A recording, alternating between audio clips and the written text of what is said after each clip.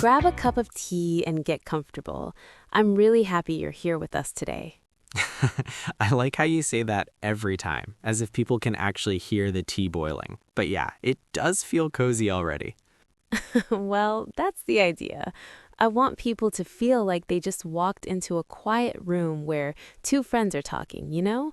No pressure, no stress. Especially when the topic is learning English. That word alone can make some people tense up. Oh, yes, you can almost see the shoulders go up. Grammar, exams, mistakes. Exactly. But today we're doing something different. We're talking about how to learn English in 2026, not like a textbook, but like real life. And I love that we're saying 2026 out loud. It sounds very futurish. It does, though some things about learning languages never really change. That's true. Humans still learn by listening, copying, feeling embarrassed, trying again. And by getting things wrong. A lot. A lot. By the way, before we get into all of this, if you enjoy natural English conversations like this, don't forget to subscribe. It really helps us keep creating for you. Smiles. And it lets us keep sitting here pretending this studio is our second home. With imaginary tea and very real opinions. Especially the opinions. So let's start gently. When someone says, I want to learn English in 2026, what do you think they really mean? Honestly, I think they mean I don't want to waste time anymore. Oh, that's very honest. It is. People are tired of studying for years and still freezing when someone asks, "So, where are you from?" That moment when your mind goes blank? Exactly. So the real goal isn't English as a subject, it's English as a tool. To live, to work, to connect. Yes, and that changes the whole study plan. Okay, let's imagine our listener. Maybe they're A2, maybe B1. They understand some things, but speaking still feels scary. Where do they begin? They begin by changing the question, not how do I learn English, but what actually works for me. Ooh, I like that one. It feels very personal. Because it is. In 2026, there's no single path anymore. There are too many options. Apps, videos, podcasts, AI tutors, real tutors, group classes, solo study. My head hurts already. That's the problem. Choice overload. People jump from one thing to another and never go deep. So maybe the first step isn't adding something new, but choosing less?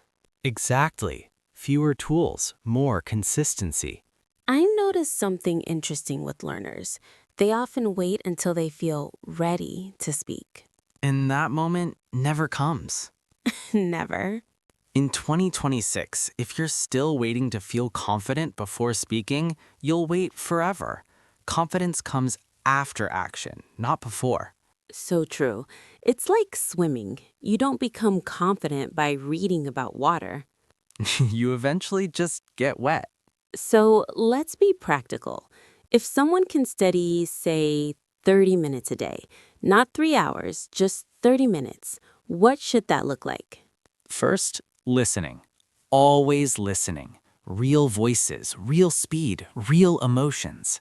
Not slow, robotic audio from old CDs. Those had their time, but now you want natural speech, even if you don't understand everything. And that's okay, by the way. Not understanding everything is normal. More than normal, it's necessary. Can I say something slightly controversial? I was hoping you would. I think subtitles can be dangerous. Ah, explain. When learners rely on subtitles all the time, they stop listening. Their eyes do the work. Yes, subtitles are like crutches, useful at first, but you don't want to walk with them forever. So maybe sometimes turn them off, even if it feels uncomfortable. Especially if it feels uncomfortable. Discomfort is such a big part of learning, isn't it? It is, but in small, safe doses. You don't need to suffer, you just need to stretch. I like that. Stretch, not suffer. That should be on a t-shirt. What about speaking? People always ask, but who do I speak with? With yourself at first. I love how honest that sounds. It works. Talking to yourself removes pressure. No judgment, no awkward pauses. You can describe your day, your plans, your thoughts, even your doubts. Especially your doubts. And then, slowly, other people. Language exchanges, tutors, online communities. Yes, and here's something important for 2026. Don't wait for perfect partners. What do you mean? Everyone is busy. Everyone is imperfect. If you wait for the ideal teacher or partner, you'll never start. So it's okay if conversations are messy? Messy is good. Messy means real. I want to talk about mistakes for a moment. A classic topic. I see so many learners who are afraid of sounding stupid. And they forget that sounding stupid is temporary. Silence can become permanent. That's powerful. If you remember one thing from this episode, remember that. So, in a good study plan, mistakes aren't enemies. Their feedback. Free feedback. Free is good. Always. Let's talk about vocabulary. People love collecting words. Like stamps. Yes, hundreds of words they never use. In 2026, vocabulary isn't about quantity, it's about connection. Connection how? Words you hear often, words you need, words tied to emotion or action. So instead of memorizing lists, you notice what keeps repeating. Exactly. Trust frequency. I notice learners sometimes feel guilty for not studying enough. Yes, that guilt can be very heavy. But showing up regularly, even for a short time, matters more than long, rare sessions.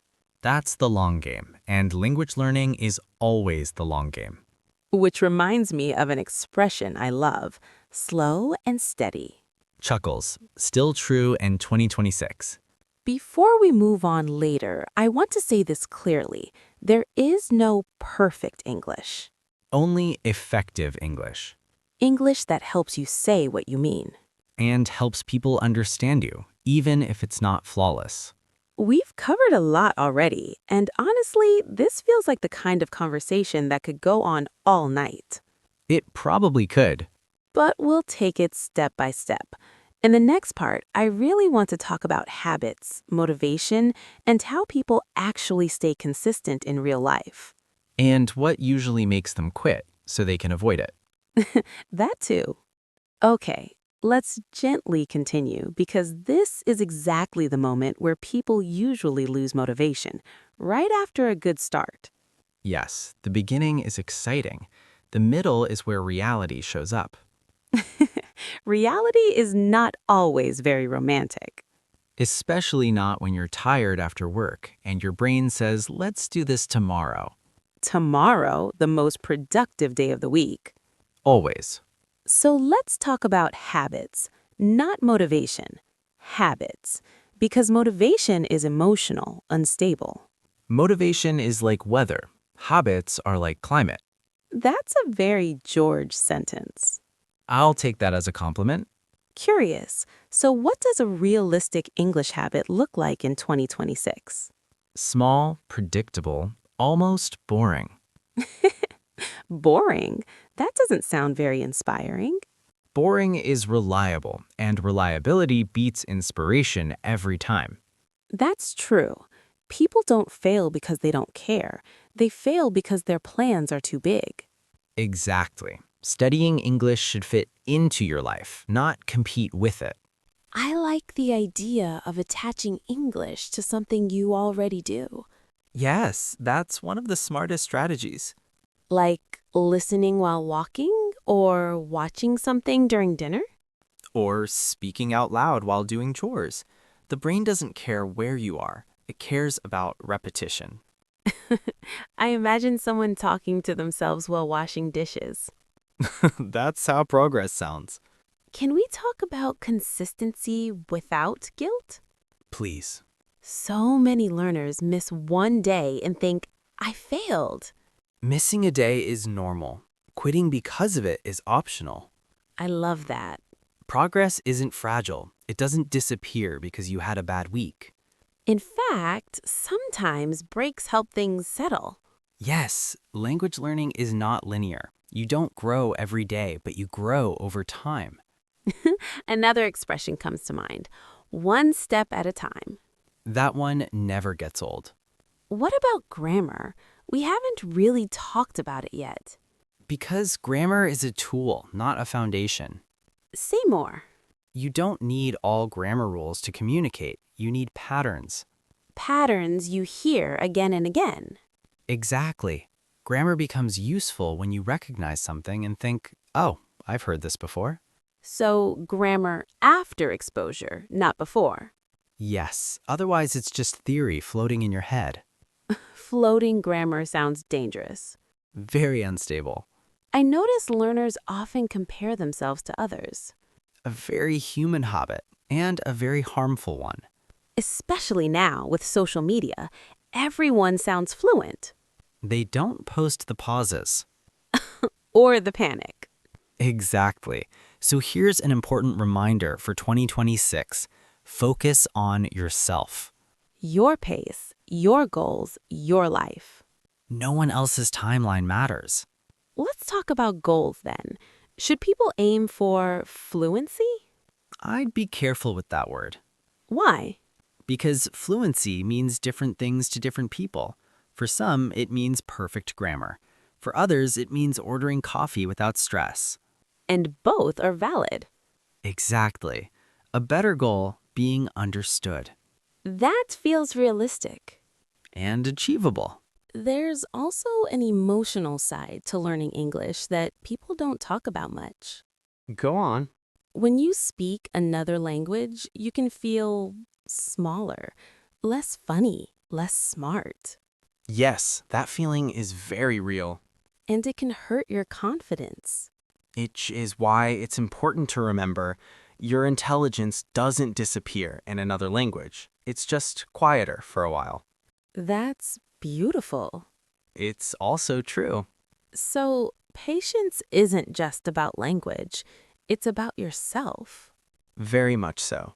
What role does technology really play in 2026? AI, apps, tools? Technology is powerful, but it doesn't replace responsibility. You still have to show up. Every tool works only if you use it consistently. Even the smartest AI can't learn for you. Sadly for all of us. But technology can help people feel less alone. Yes, and that matters. Learning a language can be lonely. Especially when people around you don't speak it.